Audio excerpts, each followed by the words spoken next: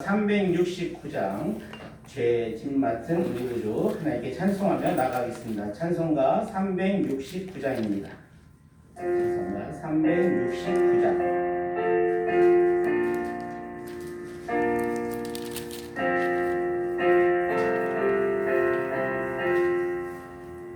죄짐 맡은 우리 구주 어찌 좋은 친구인지 걱정 근심 무거운지 우리 주께 맡기세. 주께 보함 없는 도로 복을 얻지 못하네. 사람들이 어찌하여 아랠 줄을 모를까. 시험 걱정 모든 괴로 없는 사람 누군가. 거짓없이 낙심 말고 기도드려 아뢰세.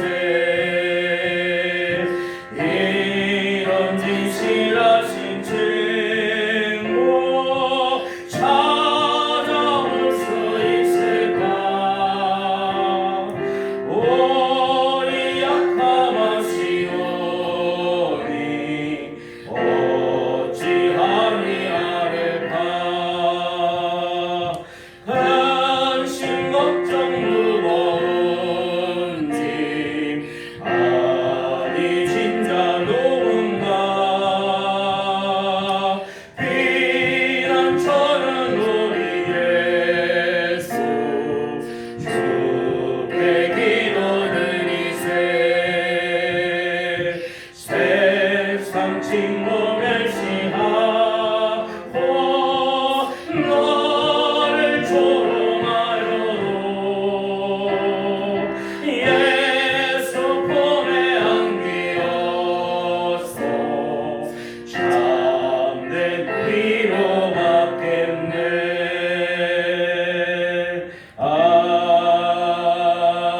아멘. 기도하겠습니다.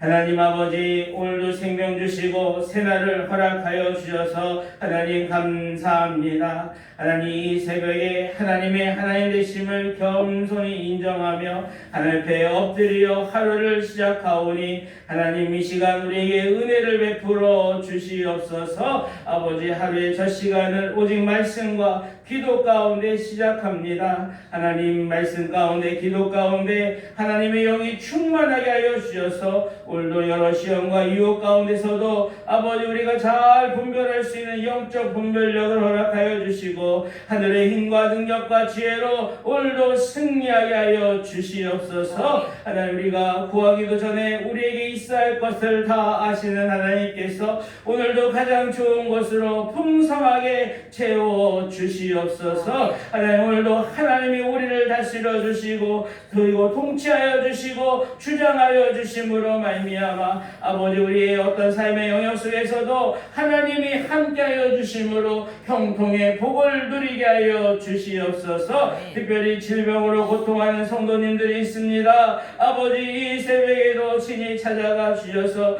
하나님의 권능의 손으로 안수하여 주시고 모든 질병이 깨끗이 치유함 받도록 아버지 기적을 일으켜 주시옵소서. 주님의 몸된 교회를 위하여 기도합니다. 하나님 늘 진리의 말씀 가운데 굳게 서게 하여 주시고 오직 하나님 말씀 붙잡고 날마다 든든히 세워져 가게 하여 주시옵소서. 아버지 마지막 시대에 생명의 복음을 전하며 전도하는 교회, 선교하는 교회, 복음의 능력이 나타나는 교회 되게 하여 주시옵소서. 이 나라와 이 민족을 위해 기도합니다. 정치, 경제, 사회, 문화, 가정, 교육 모든 영역에 하나님의 놀라운 역사와 하나님의 다스림과 통치가 있게 하여 주시옵소서. 아버지, 오늘 말씀이 선포될 때 성령님 역사하여 주시고 우리 심령의 부흥의 역사를 일으켜 주시고 하나님의 놀라운 은혜와 사랑을 깨닫는 복된 시간 되게 하여 주시옵소서. 감사드리며 예수님 이름으로 기도하옵나이다. 아멘. 오늘 우리에게 주신 하나님의 말씀 여호수아 9장 1절에서 15절 말씀입니다. 여호수아서 9장 1절에서 15절까지 말씀 한 절씩 돌아가며 읽겠습니다. 구약성경 332페이지 여호수아 9장 1절. 이 일 후에 유다 서쪽 산지와 평지와 레바논 앞 대해 연안에 있는 헷 사람과 아모리 사람과 가나안 사람과 브리스 사람과 띠 사람과 여부스 사람의 모든 왕들이 이 일을 듣고 모여서 일심으로 여호수아와 이스라엘에 맞서서 싸우려 하더라. 기브온 주민들이 여호수아가 여리고와 아이에 행한 일을 듣고 꾀를 내어 자신의 모양을 꾸미되 헤어진 전대와 헤어지고 찢어져서 기운 가죽 부대를 나귀에 싣고 그 발에는 낡아서 기운 신을 신고 낡은 옷을 입고 다 마르고 곰팡이가 난 떡을 준비하고 그들이 길갈 진영으로 가서 여호수아에게 이르러 그와 이스라엘들의 사람들에게 이르되 우리는 먼 나라에서 왔나이다. 이제 우리와 조약을 맺읍시다 하니 이스라엘 사람들이 히윗 사람에게 이르되 너희가 우리 가운데 거주하는 듯하니 우리가 어떻게 너희와 조약을 맺을 수 있으랴 하나. 그들이 여호수아에게 이르되 우리는 당신의 종들이니이다 하매 여호수아가 그들에게 묻되 너희는 누구며 어디서 왔느냐 하니 그들이 여호수아에게 대답하되 종들은 당신의 하나님 여호와의 이름으로 말미암아 심히 먼 나라에서 왔사오니 이는 우리가 그의 소문과 그가 애굽에서 행하신 모든 일을 들으며 또 그가 요단 동쪽에 있는 아무리 사람의 두 왕들 고데스본 왕 시온과 아스타롯에 있는 바사 왕 옥에게 행하신 모든 일들을 들었음이니이다. 그러므로 우리 장로들과 우리나라의 모든 주민이 우리에게 말하여 이르되 너희는 여행할 양식을 손에 가지고 가서 그들을 만나서 그들에게 이르기를 우리는 당신들의 종인들이니 이제 우리와 조약을 맺읍시다 하라 하였나이다. 우리의 이 떡은 우리가 당신들에게로 오려고 떠나던 날에 우리들의 집에서 아직도 뜨거운 것을 양식으로 가지고 왔으나 보소서 이제 말랐고 곰팡이도 났으며 또 우리가 포도주를 담은 이 가죽 부대도 새 것이었으나 찢어지게 되었으며 우리의 이웃과 신도 여행이 매우 길었으므로 낡아졌나이다 한지라.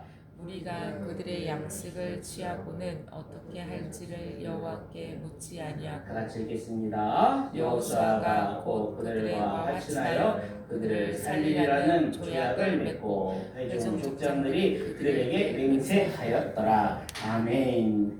이스라엘 백성들은 처음 가나안 땅에 들어와 여리고성 전투에서 승리하였습니다. 그리고 두 번째 아이성 전투에서는 첫 번째에서는 패배했지만 두 번째에는 승리하게 되었습니다. 그런데 이 여리고성 전투와 아이성 전투에서 이스라엘 백성들이 승리했다는 소식을 그들이 믿는 여호와가 그들을 승리케 했다는 소식을 가나안에 살던 여러 족속들이 다 들었습니다.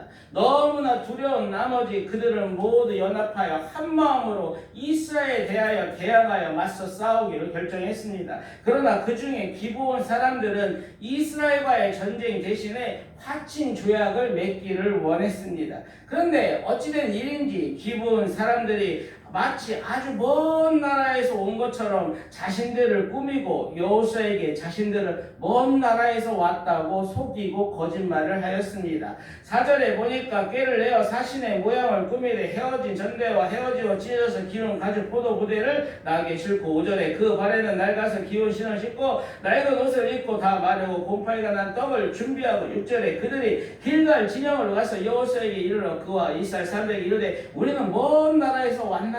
이제 우리와 조약을 맺읍시다 하니 여러분 도대체 왜 기브온 사람들은 가까운 데에서 온 사람들이라는 것을 숨기고 그것을 왜 이스라엘 사람들에게 들통이 나면 안 되며 굳이 아주 먼 곳에서 힘이 먼 곳에서 온 것처럼 감칙같이 꾸며서 속이고 있는 것입니까? 신명기 7장 말씀에 보면 하나님이 이스라엘 백성들에게 그 약속의 땅 가나안 땅에 들어가게 되면 하나님이 그 땅에 여러 족속들을 치실 것인데 그때 가나안 족속을 철저히 진멸하라고 명령하셨습니다. 그들과 언약을 맺지도 말고 그들을 불쌍히 여기지도 말고 그 땅의 족속들과 혼인하지도 말고 모든 우상을 깨부수고 불사를 하고 하나님 명령하셨습니다. 진멸하라는 거다. 아무것도 남기지 말고 호흡에 있는 모든 것을 다 멸하라고 하나님이 명령하셨기 때문에 그렇습니다. 왜 하나님은 그렇게까지 가나안 거기에 사는 여러 족속들을 그렇게까지 진멸하라고 말씀하신 걸까요?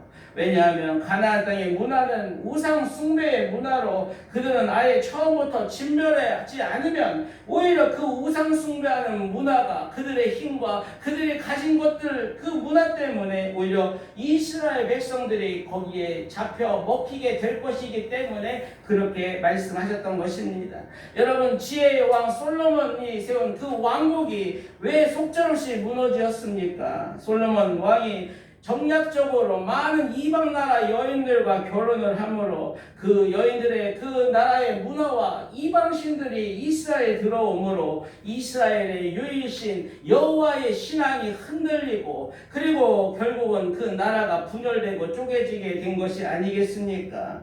그 반면에 신명기 20장 10절에서 11절에 보니까 네가 어떤 성읍으로 나아가서 치료할 때는 그 성읍에 먼저 화평을 선언하라. 그 성읍이 만약 화평하기로 해답하고 너를 향하여 성문을 열거든 그 모든 주민들에게 네게 조공을 바치고 너를 섬기게 할 것이요 라고 기록하고 있습니다. 다시 말해서 가까이 가나안 족속의 여러 족속들은 철저히 진멸을 하고 그리고 그 외에 그 멀리 있는 그 족속들과는 화친할 수 있다고 하나님 말씀하셨다는 거예요. 이 사실을 미리 알게 된 기므온 족속들이 자신들이 그 가나안 땅 가까이서 왔다는 얘기를 하면 자신들도 철저히 진멸당할 것이 두려워서 아주 멀리 이 가나안 땅과는 아무 상관없이 저 멀리에서 온 것처럼 자신들을 꾸미고 여호수아에게 전쟁 대신에 우리는 화친하기를 원합니다 하면서 조약했다는 것입니다.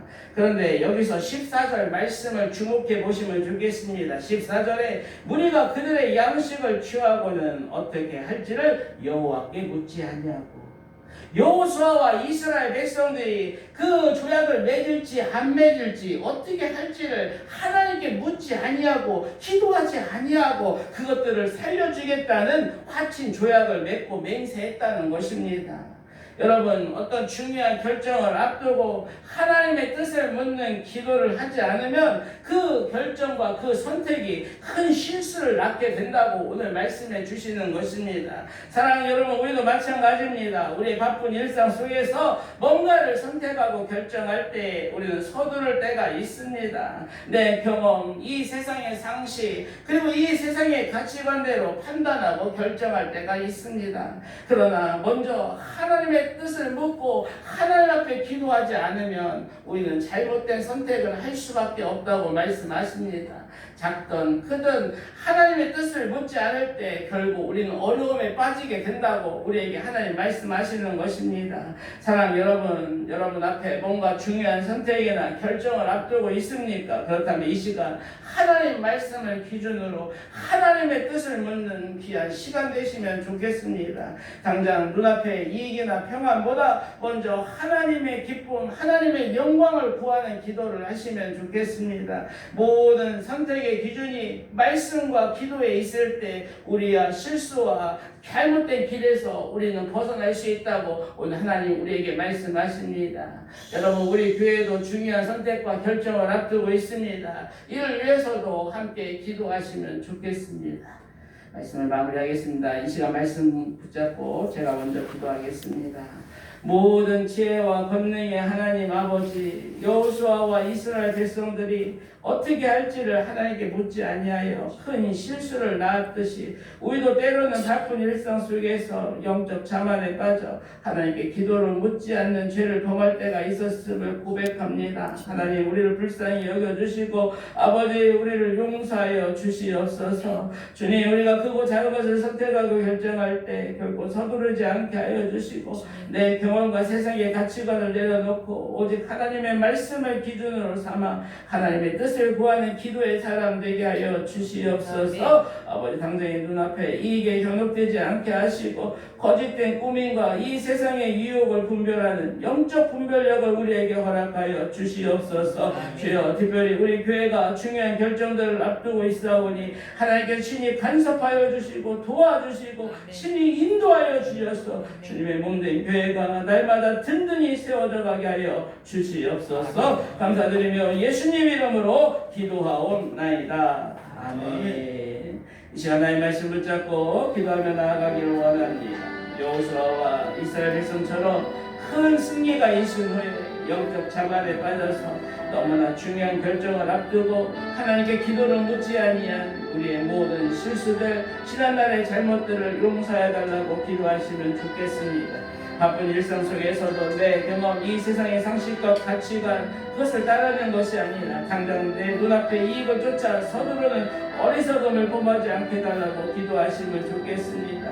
크든 작든 우리의 모든 선택의 기준이 오직 하나님 말씀과 하나님을 먼저 묻는 기도로 시작하게 해달라고 기도하시면 좋겠습니다. 당장의 눈앞에 이익과 평안보다 먼저 하나님의 기쁨을 구하고 하나님께